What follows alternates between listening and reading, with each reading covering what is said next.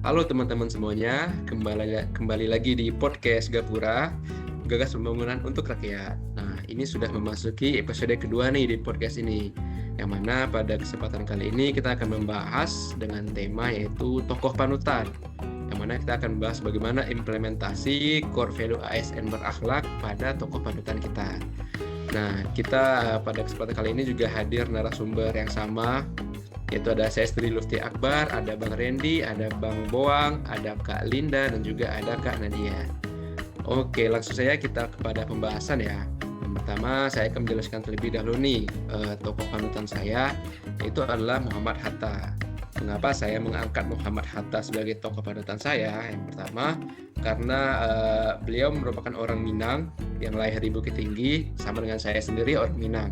Dan juga beliau merupakan tokoh yang berpengaruh nih, bisa kita lihat ya pada saat proklamasi 1945 beliau itu berdiri di belakangnya Soekarno, yang menjadikan beliau ini salah satu tokoh yang paling berpengaruh di kemerdekaan Indonesia. Nah, Muhammad Hatta ini sangat menjunjung nilai core value ASN berakhlak, yang sebagaimana nilai yang ia pegang sepanjang hidupnya ini sangat selaras dengan nilai berakhlak. Seperti kisah yang kita tahu, contohnya itu kisah mesin jahit istrinya yang itu berhubungan dengan nilai berorientasi kepada pelayanan. Ia tidak membocorkan rahasia penurunan nilai mata uang yang dilakukan oleh pemerintah kepada keluarganya agar dia tetap menjaga rahasia negara. Meskipun hal ini tuh membuat istrinya kecewa karena pembelian mesin jahit impiannya ini batal. Karena saat itu istrinya sudah menabung cukup lama, dan dengan adanya snaring yang dilakukan oleh pemerintah, yaitu pemotongan nilai mata uang, istrinya jadi belum bisa membeli mesin jahit impiannya.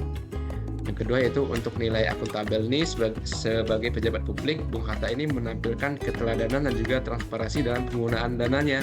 Ia rajin mencatat pemasukan dan juga pengeluaran nih, serta selalu mengembalikan sisa uang kas kepada negara. Seperti uang perjalanan dinas, jika ada sisa ia pasti kembalikan kepada negara. Itu merupakan salah satu bentuk akuntabel yang dimiliki oleh beliau. Selanjutnya, beliau ini juga adalah sosok yang sangat intelektual ya. Beliau adalah lulusan ekonomi yang berkuliah di Belanda dan juga aktif menulis gagasan ekonomi dan terkenal sebagai Bapak Koperasi Indonesia. Nah, ini menunjukkan beliau ini sangat kompeten, sesuai dengan prinsip berakhlak.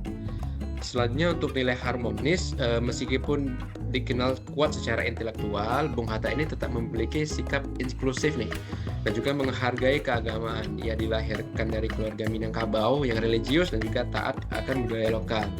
Ia tumbuh dengan pantang menyerah dan juga berlandaskan adat bersandi syarak bersandi kitabulah. Ini merupakan salah satu gagasan yang ada di budaya Minang.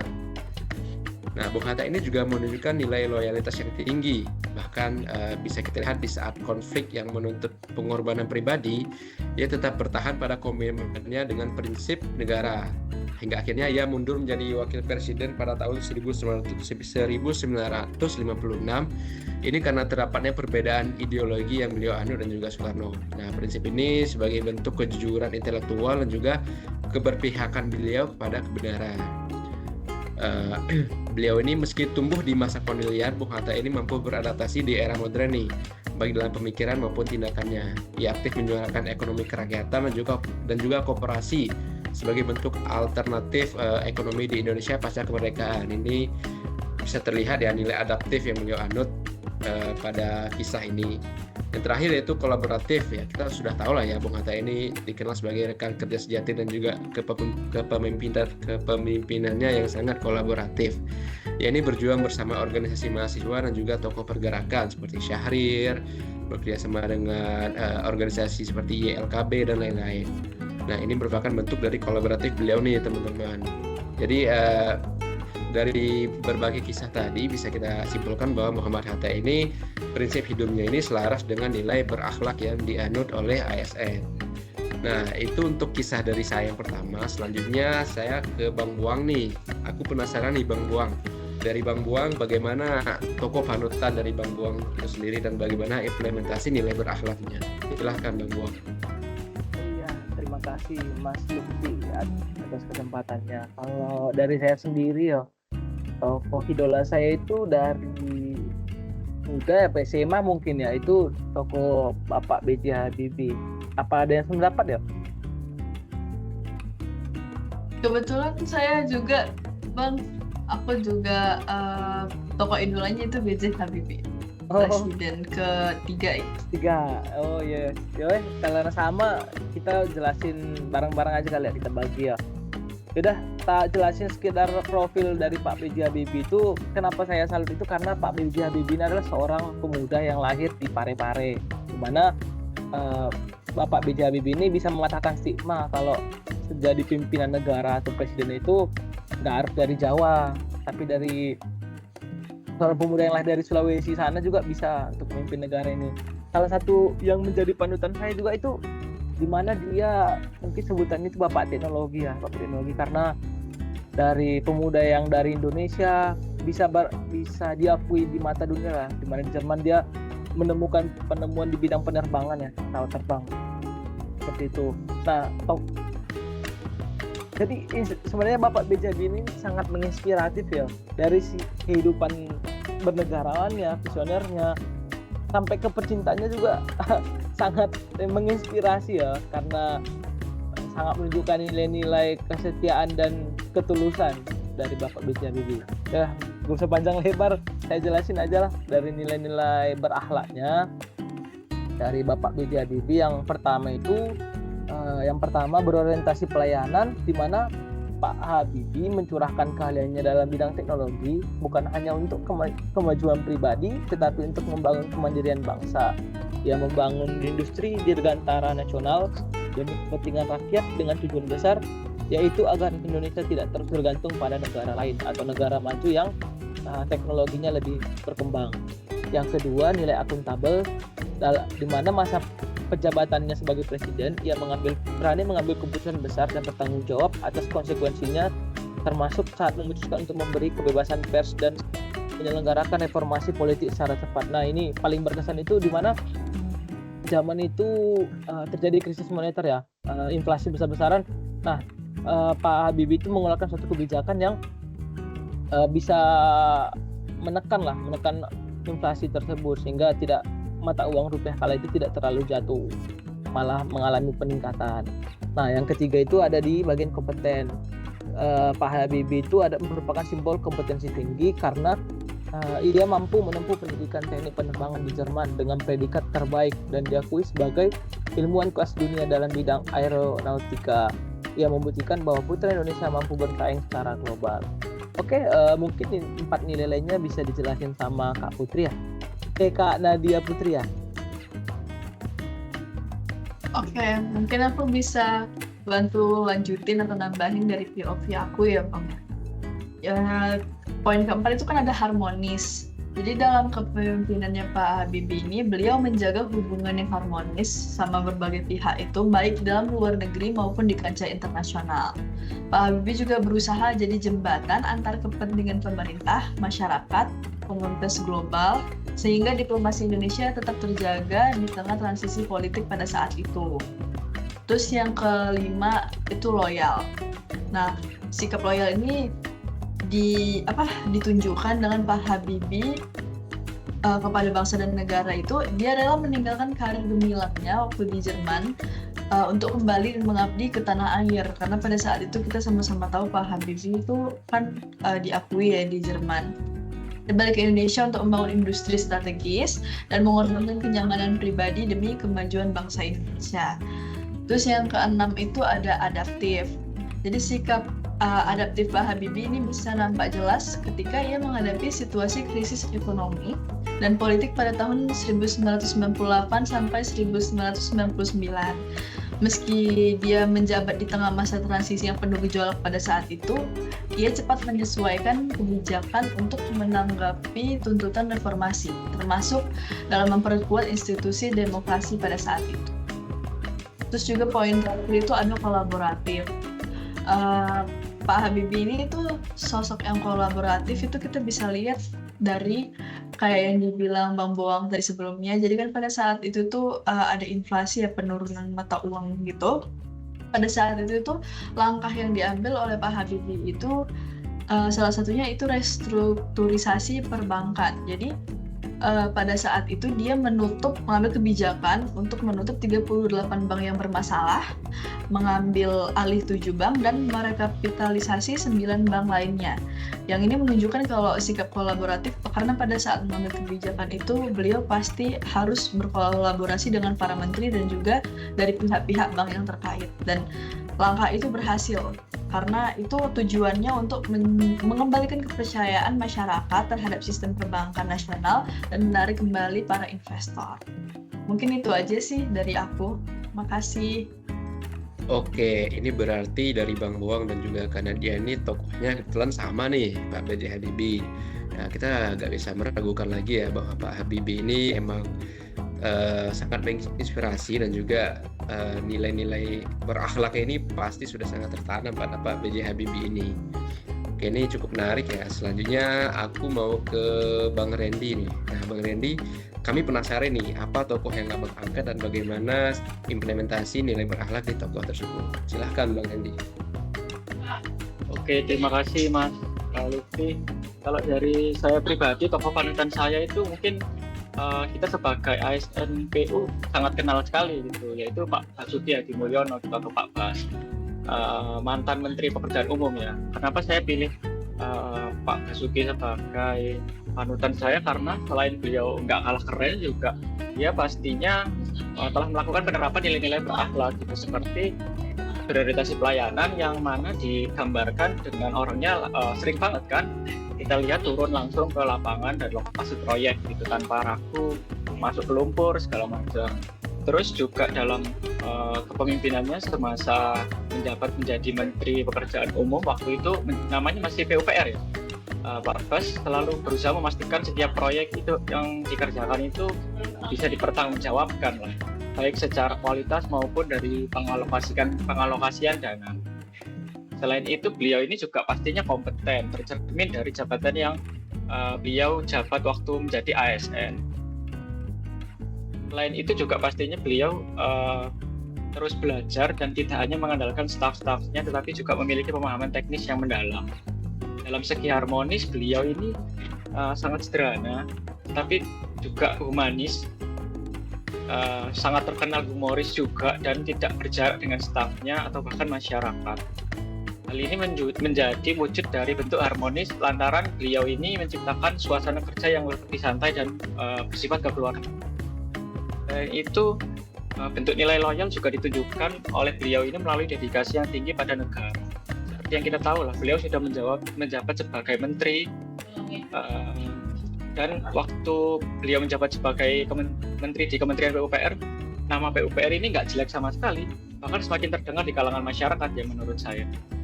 Selain itu Pak Bas juga pastinya adaptif karena pengetahuan saya waktu beliau menjabat penggunaan sistem pengadaan barang dan jasa aja yang saya dekat dengan saya ya, itu terjadi perubahan dan pengadaannya menjadi secara elektronik untuk meningkatkan efisiensi dan transparansi. Kemudian untuk nilai-nilai kolaboratif, beliau ini juga menerapkan bentuk nilai kolaboratif melalui sikapnya yang terbuka pada masukan. Sebagai pemimpin, beliau terbuka untuk mendengarkan masukan dan gagasan dari berbagai pihak, termasuk dari para ahli dan masyarakat. Begitu sih Bang dari saya. Oke, ini cukup menarik nih dari Bang Randy, karena tadi kan dari saya dan juga Bang Boang dan Kak Nadia dari tokoh-tokoh yang sudah lama ya, tokoh-tokoh yang awal-awal bangsa ini berdiri. Dari Bang Randy ini ternyata tokoh yang masih kita familiar nih, Pak Bas, mantan menteri kita.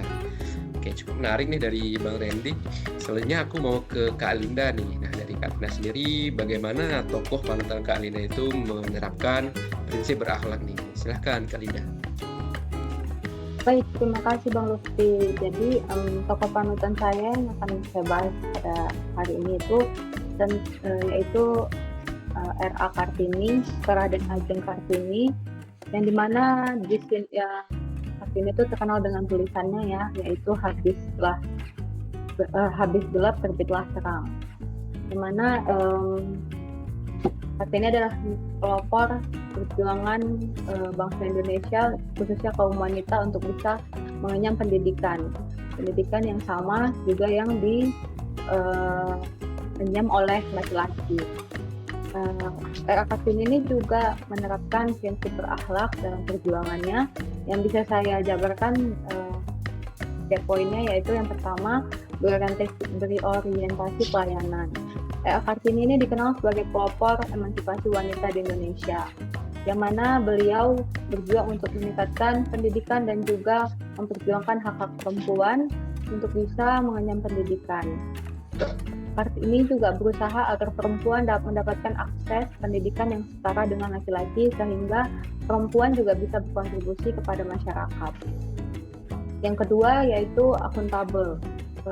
Kartini menunjukkan tanggung jawab yang tinggi terhadap perjuangannya. Dia menulis surat-surat yang menggambarkan tentang pentingnya pendidikan bagi perempuan. Melalui tulisannya, Raden Ajeng Kartini juga mempertanggungjawabkan ide dan cita-citanya dan menjadikan sebagai landasan bagi gerakan perempuan di masa depan. Lalu yang ketiga ada kompeten. Sebagai seorang intelektual, beliau juga memiliki pengetahuan yang luas. Ia mengenyam pendidikan yang baik dan belajar dari berbagai sumber.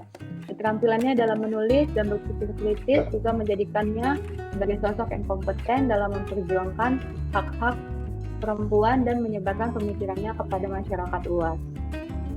Lalu yang keempat ada harmoni. Raden Ajeng Kartini mampu menjalin hubungan yang harmonis dengan berbagai kalangan, termasuk dengan para tokoh. Meskipun awalnya mengalami berbagai penolakan, tapi beliau berusaha untuk mewujudkan komunikasi dan hubungan yang baik untuk mencapai perjuangannya, yaitu kemajuan perempuan. Yang kelima ada loyalitas. Raden Ajeng Kartini terhadap perjuangan dan untuk memperjuangkan perempuan tidak diragukan lagi loyalitasnya. Meski harus menghadapi berbagai kendala dan juga seperti tradisi dan norma yang membatasi perempuan, beliau tetap setia pada cita-citanya untuk memperjuangkan hak-hak perempuan.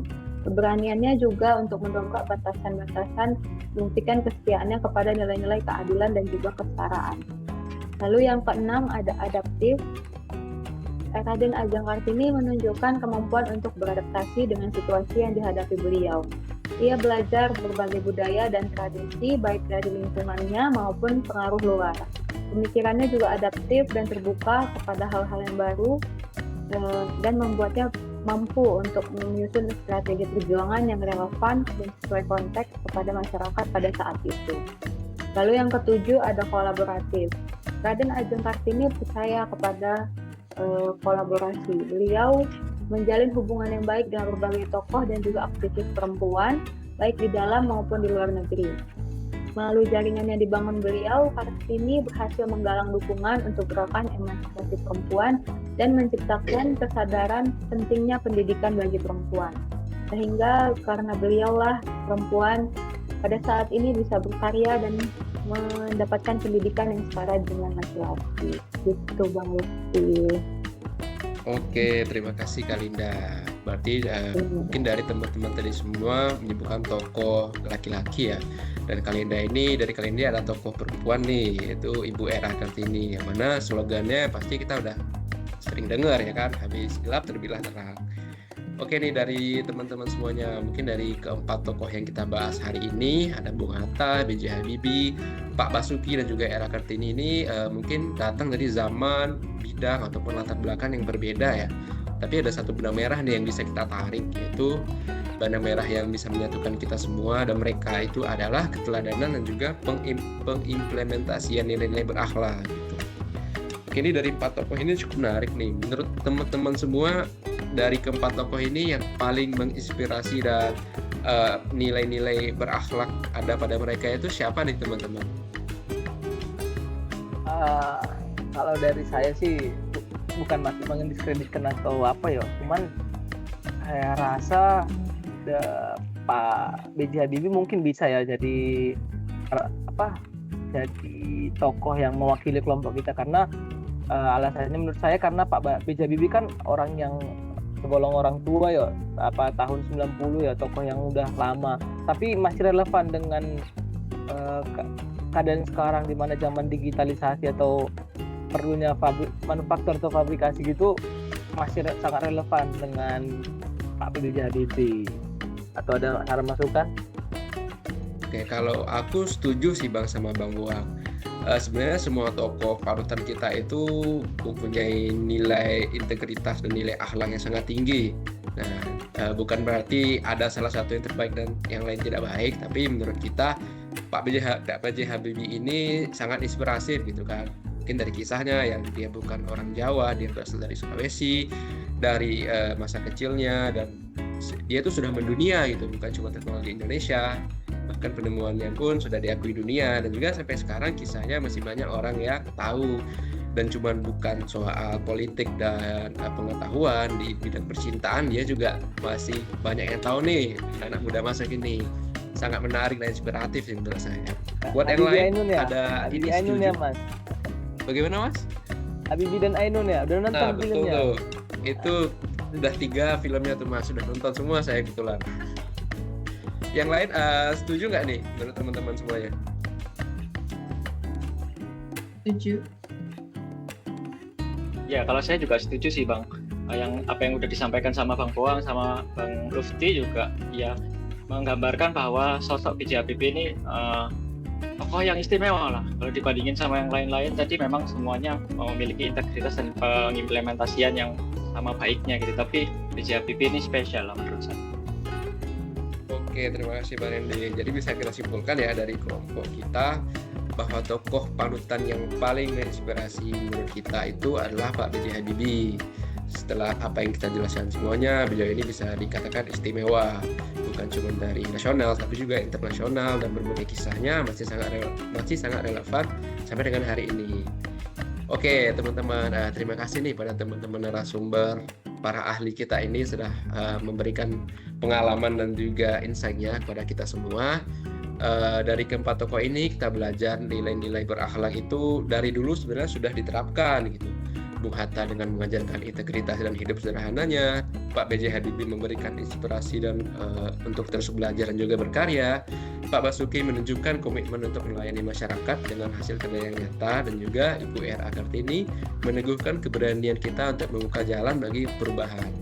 Dari mereka ini kita belajar bahwa berakhlak ini bukan cuma sekedar slogan nih, tapi kita juga harus menjadi karakter dalam setiap langkah kita, baik itu di pekerjaan, di rumah, dan juga di tengah-tengah masyarakat.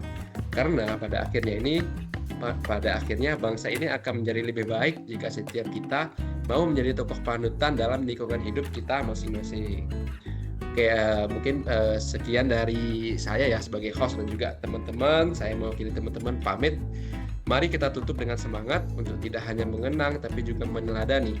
Karena perubahan besar itu dimulai dari tindakan kecil dan juga konsisten. Oke, cukup dari saya sebagai host di podcast kali ini. Sampai jumpa di episode berikutnya, yaitu di podcast Gapura. Gagasan pembangunan Untuk rakyat. Rakyat. Oke, terima kasih semuanya. Terima kasih. Sampai jumpa lagi.